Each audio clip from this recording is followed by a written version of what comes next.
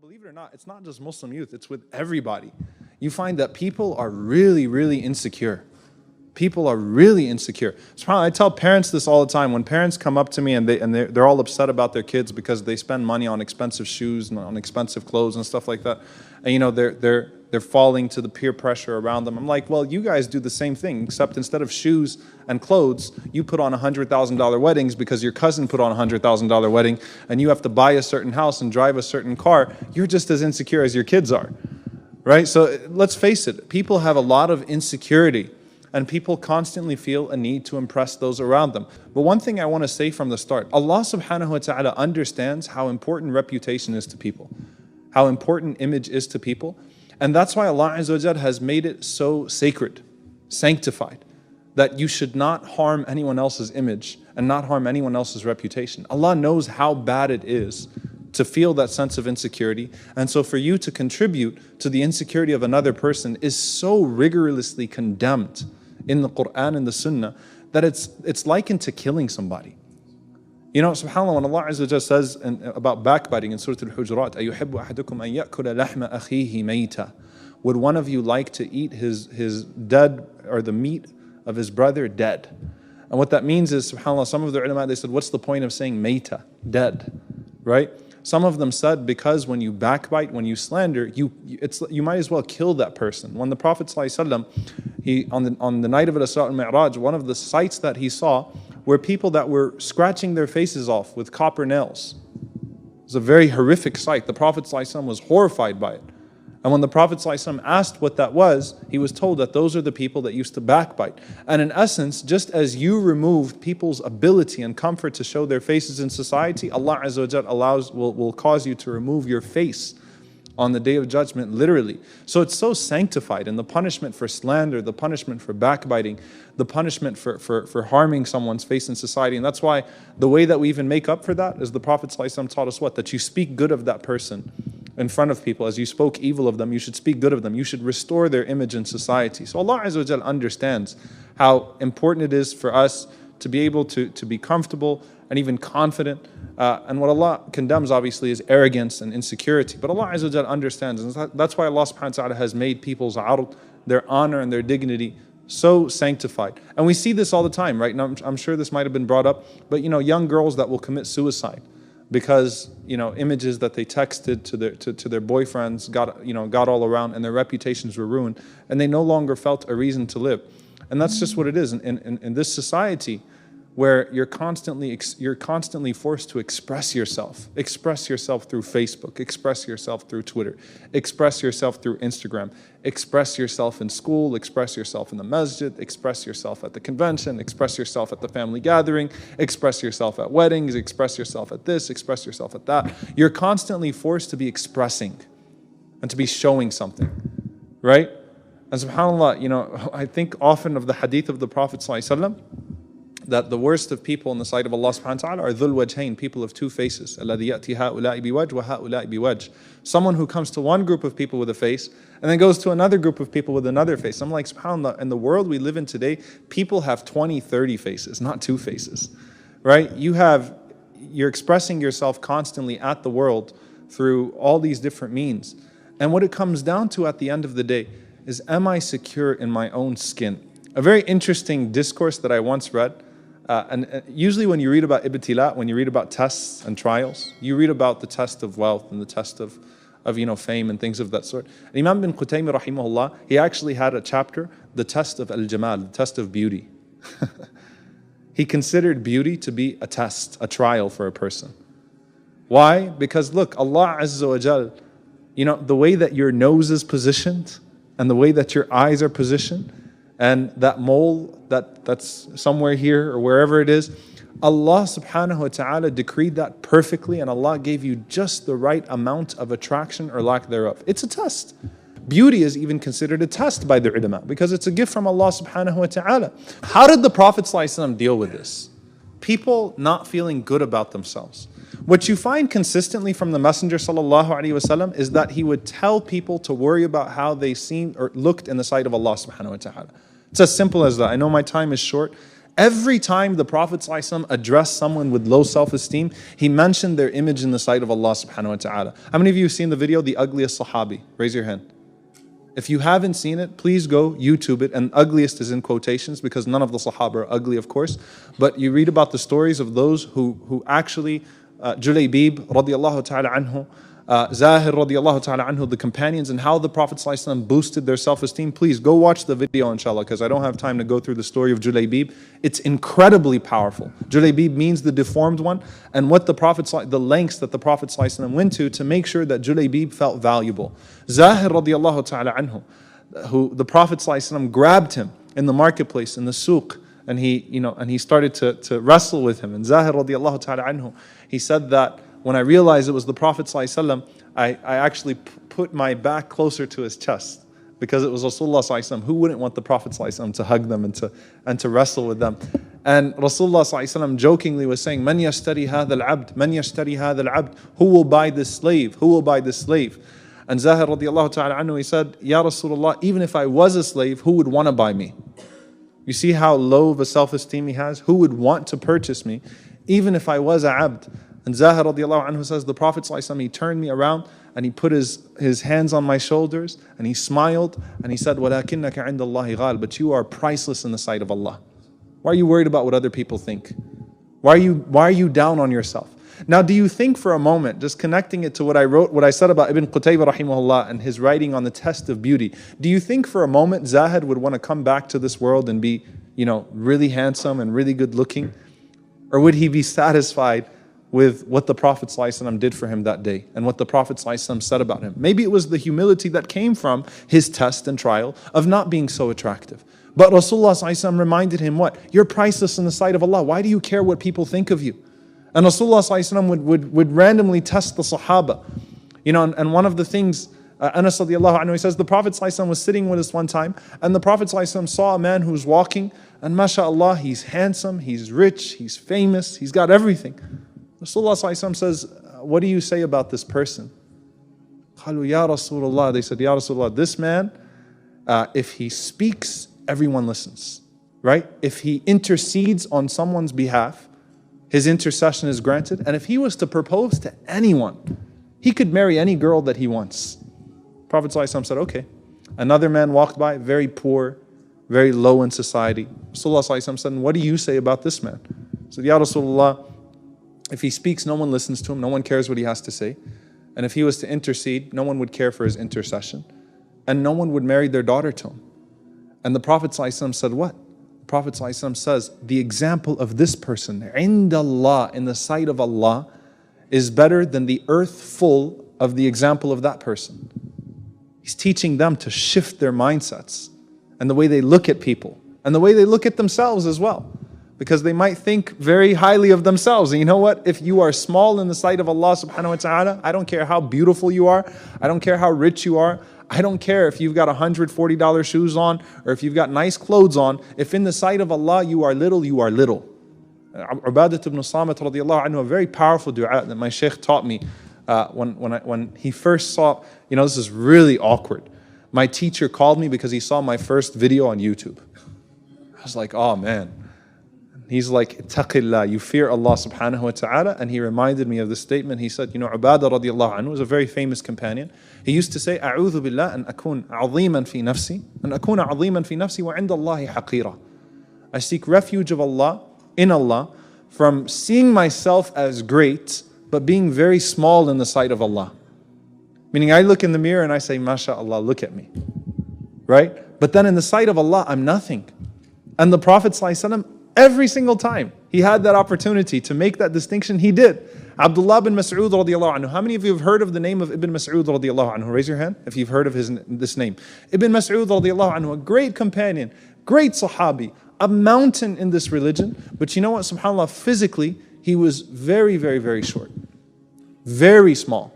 So small that when he's with the companions, the wind blows him into a tree. He's at the trunk of a tree and he's blown into that tree by the wind and his legs are exposed and the Sahaba laugh at him. And the Prophet ﷺ, he didn't let that go. By the way, the Prophet ﷺ was not one to stop people from laughing. Like you see this consistently throughout the seerah, he'd jump in, sallallahu alaihi wasallam. He'd joke with them when he saw them joking and having fun. But not at the expense of this man's self-esteem. Rasulullah sallallahu alaihi wasallam said, what are you laughing about? So they knew it was serious. He said, Ya Rasulullah, his legs are so small. They're like twigs, right?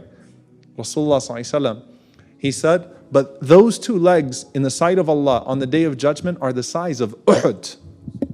How many of you have seen Mount Uhud? If you see the mountain of Uhud, one of the mountains of Jannah, it's a huge mountain. Rasulullah said, Ibn Masud radiallahu anhu on the day of judgment will be walking and his legs will be the size of Uhud. You're talking about him, you don't know who he is. That's the attitude of the disbelievers. And interestingly enough, Ibn Masud was the one who ended Abu Jahl. And Abu Jahl was the size of Umar bin Khattab radiallahu anhu, a huge man. And when Ibn Mas'ud radiallahu ta'ala anhu climbed, he literally climbed up on top of him when he was laying down to finish him in the battle of Badr. And Abu Jahl is so arrogant. He looks up and he's like, this is who's going to kill me? This guy? He said, you've climbed the difficult mountain, Ya Ruwai' al-Ghanam, you shepherd of sheep. Who do you think you are? You're going to kill me? Can you go call Umar bin Khattab or someone great so at least I can go with some dignity? He's upset that Abdullah bin Mas'ud is killing him because Abdullah bin Mas'ud is so small.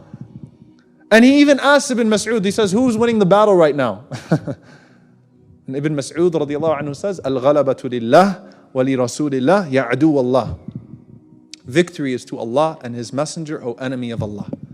And he was the one, subhanAllah, that took the life of Abu Jahl, who took the lives of so many believers. Look at the confidence that was instilled in Ibn Mas'ud radiallahu anhu just by being told by the Prophet sallallahu alaihi wasallam. You know, Rasulullah sallallahu alaihi wasallam is saying this in front of him. His two legs are like the size of Uhud on the day of judgment.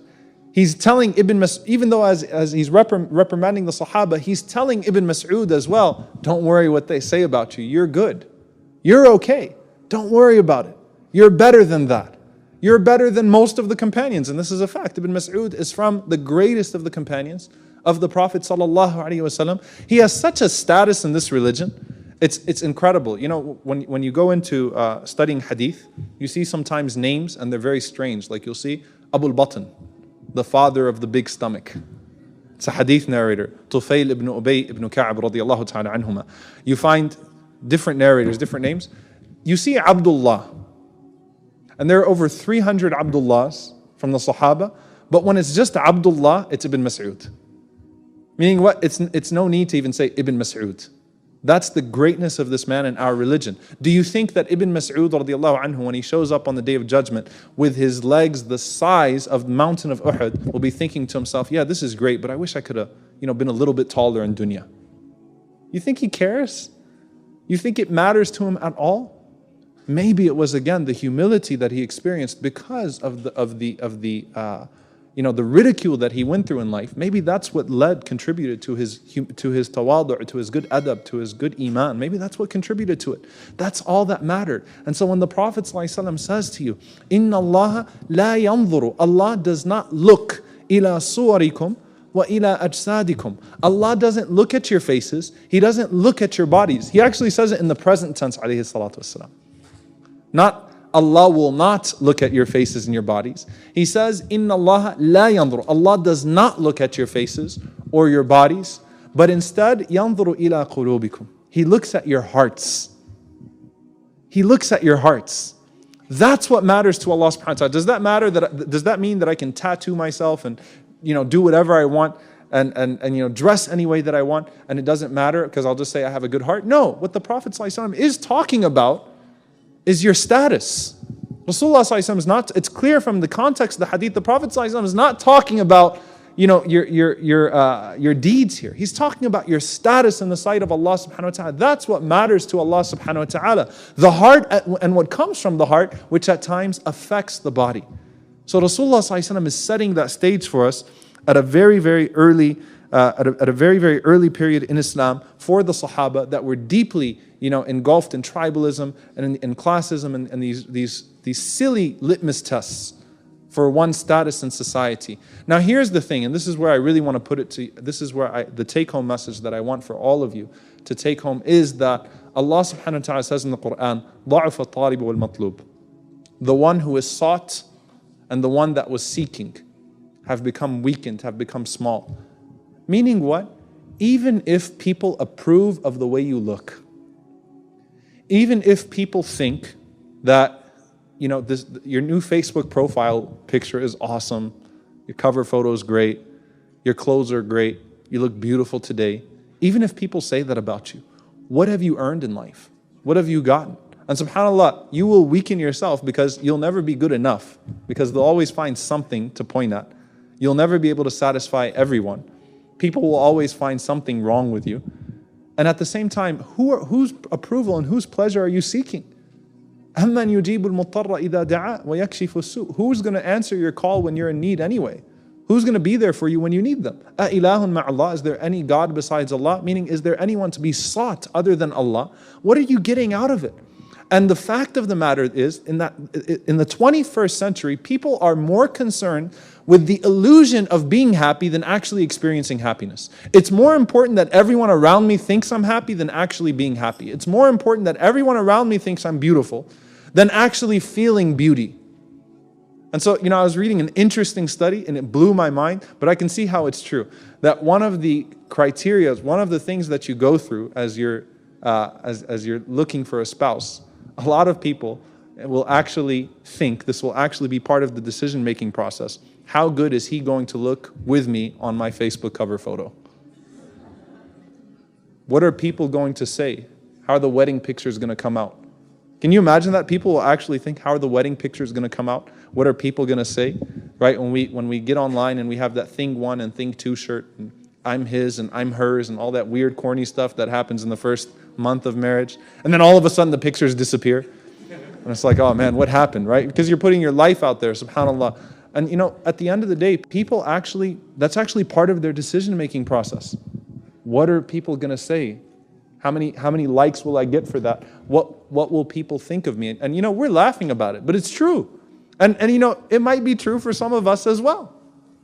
And so what I want you all to think about, when you get up in the morning and you look at yourself, the first question that comes to your mind should be, how does Allah see me right now?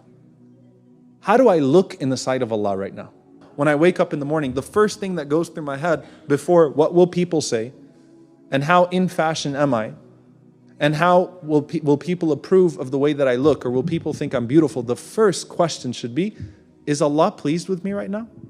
Does Allah like the way I look? And when you put on your clothes, the first thing that should come to your mind is what? Alhamdulillahi alladhi kasani hadha thawb min ghayri hawlin minni wala quwwah.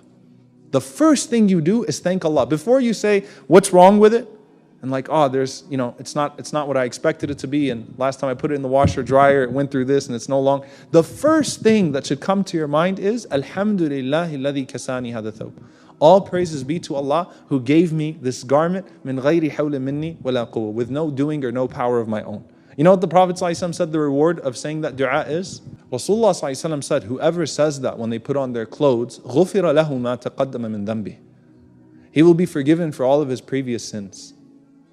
That acknowledgement of Allah's perfection and Allah's ni'mah upon you, His blessing upon you, not complaining about anything, just being grateful and thankful, being conscious of Allah even as you wear your clothes, as you start your day, and your image in the sight of Allah is your greatest priority. That is enough to have all of your previous sins forgiven. And subhanAllah, the empowerment of Islam, wallahi, Islam empowers you. Islam empowers you, men and women, because I'm not sure if it was covered. Haya applies to men and women. So guys that are online, because I always have these weird people that argue on my Facebook page. And I have to admit, someone said this, Hafidhahullah Ta'ala, Umar Usman, when he said that Facebook comments are the new YouTube comments. I'm like, that is so true. It's the most ridiculous and outrageous comments on Facebook, right? So I often have people like, a sister will comment and she's not wearing hijab. And then it's totally unrelated. A brother will jump on and reply to her, and the brother will say, sister, how dare you speak? You need to go wear hijab first. And he'll start commenting on all the other pictures on her Facebook profile. And what's that brother doing? He's chilling in Cancun on a beach with his shirt off, right? And I'm like, wait a minute, something's wrong with this. Haya applies to men and women. Islam is empowering because Islam really makes you not care. Not that I want to tell people that I don't care, because that attitude of, am I done or 5 minutes? 5 minutes, okay. That attitude of, I want to project a feeling of not caring is in and of itself caring. You know what I'm saying? Like when you're putting up images to show people that you don't care, to portray yourself as a rebel, you're actually telling people that you do care. You actually care very much about their opinion of you. You just want it to be a negative opinion so that you can feel empowered by that. It still says something about your security. It still says that you are pursuing a perception. You're marketing yourself, right? You're trying to sell a certain image of yourself. Allah Azza wa Jal wants to free us from all of that. Allah subhanahu wa ta'ala wants to free us from all of that. One of the most powerful poems, beautiful sayings. إذا صح منك الود فالكل هين فكل الذي فوق التراب تراب. It's a saying that's been attributed to Sufyan al-Thawri rahimahullah ta'ala, that if I have attained your love, O Allah, then everything is worthless, because everything that has been created from dirt is dirt in and of itself. And everything that's on top of this dirt is dirt in and of itself. Meaning people are dirt, I don't care for their opinion. As long as you're satisfied, I am pleased. And I'll tell this story. And when I saw the title, I was like, I'm going to tell this story. And I've told this story at like the last 3 ISNA conventions. But I have to tell it because it matches the topic. The girl in France. How many of you have heard the story of the girl in France from me? Oh, mashallah, not many of you at all. Go for it. The hijab ban that took place in France, I believe it was in 2003 or 2004, when Jacques Chirac, when he banned hijab in public schools in France. There was a young girl by the name of Sunnat Dujani. She's 16 years old, a French girl, and she caught news headlines because she shaved her head. Now, subhanAllah, she shaved her head and she went to school, and it became a huge thing because she said, hey, I'm doing what I'm doing, right? And she goes to school, and the reporters are actually in front of her school. She's a teenage girl, and they're bombarding her with questions because this set off such media waves because of her action, because this was so different. And she was actually French. She wasn't Algerian or Moroccan. She's actually French, right? So why would you do this? And they saw it as betrayal. So they would interview her as she was going in. And one of the interviewers caught her as she was going in. And she said, if the system is not going to respect me, I'm not going to respect the system. And walked off like a boss. Like seriously, like just drop the mic and walk. Subhanallah, I was like, oh my God, that's so powerful and profound. You're not going to respect me, I'm not going to respect you. Gone. I was like, that. Imagine the confidence. Now, when she went to school, you know what she went through? Teachers ridiculing her, friends making fun of her, people saying all kinds of things to her and about her. She spent the entire day being ridiculed.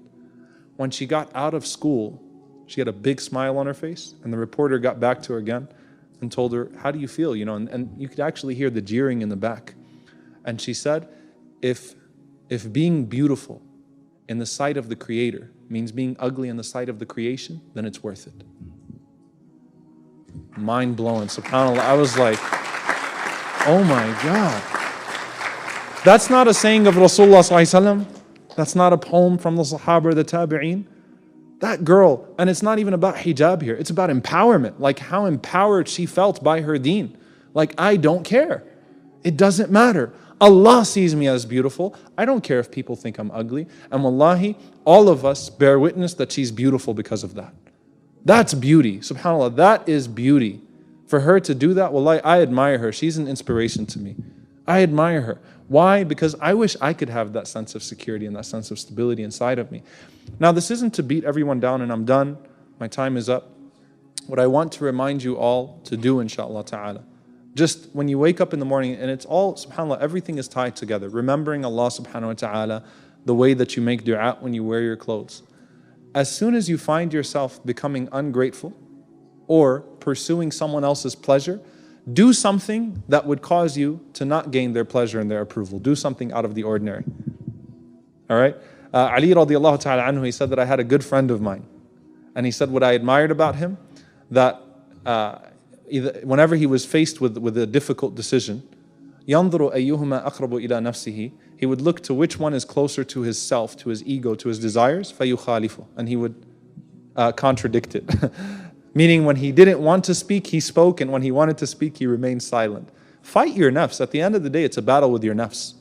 It's a battle with your lower self, right? And it's difficult. It's hard to be Muslim. It's hard And it goes far beyond body image. It's hard to not do certain things that your non-Muslim friends are doing, to be that odd man out. But don't just accept your difference, embrace it. Be proud of it. And wallahi, when you respect yourself, other people around you will respect you more. I remember because I wasn't always very religious, and I shouldn't say that, but I wasn't always very religious, and especially I used to play varsity basketball, and then all of a sudden I went through my religious phase and things of that sort. And so people initially would mock me, and it just didn't get to me. And subhanAllah, what I saw is that when I didn't respond to that, and in fact I responded, I'd make a joke back at them, and I just showed them that it wasn't bothering me. I wouldn't even just look at them like upset and like walk away. Plus I was bigger than them, so I could still beat them up if if I wanted to, but part of it was fear. But really, I mean, what I would do is I would just embrace it, I'd laugh about it, I'd make a joke about it, and they'd forget about it. And then subhanAllah, people would come up to me, and they'd start asking me all these questions. And wallahi, there's a famous rapper that I went to high school with. I will not share his name here because the last time I shared his name, people were like, I mean, basically everyone just rolled on, it was literally ROFL in the audience. I was like, man, this is what it looks like, right? Everyone just fell on the ground, started laughing, and I couldn't even finish my lecture. So I'm not even going to tell you guys the name of the rapper. A famous... Oh, no. Is that Hayya ala Salah? You guys here? Is it Maghrib time? No, even his name sounds funny. So, I don't even know, he's a southern rapper though. So I don't know if you guys know southern rappers. You do know southern rappers. Astaghfirullah. That's terrible. Like all of you are like, yeah, we know who they are. Anyway, there was a rapper that I used to do da'wah to. And subhanAllah, I brought him to the masjid a few times as well, and he used to say that he used to express his desire to be Muslim. And if you listen to Napoleon and his experiences with Tupac and the outlaws and things of that sort, you'll find that even subhanAllah, people that are deeply concerned with their image, that live for their image essentially, and make their living off of their image, feel empty. I talked to Hussein Abdullah. He's a good friend of mine. He plays. By the way, the Kansas City Chiefs are America's Muslim team now. Let me tell you why. Two of my good friends, two good brothers, Hussein Abdullah plays safety for them, and Ryan Harris, who's also a Muslim, has an incredible convert story. He's an offensive lineman for the Kansas City Chiefs now. So I don't care who your team is, you've got to root for. I'm a Saints fan. I'm a huge Saints fan. I'm rooting for the Chiefs. All right? So you got to root for the Chiefs. Wow. MashaAllah. That's like creeping Sharia though, right? Two Muslim players on the same team. But subhanAllah, he every time I talk to him, he just tells me how empty the players are. Like with all the muscles and all the women throwing themselves at them and all the money, they're empty, insecure. And what does Allah subhanahu wa ta'ala say? أَلَا بِذِكْرِ اللَّهِ تَطْمَئِنَّ الْقُلُوبِ. Don't hearts find rest in the remembrance of Allah?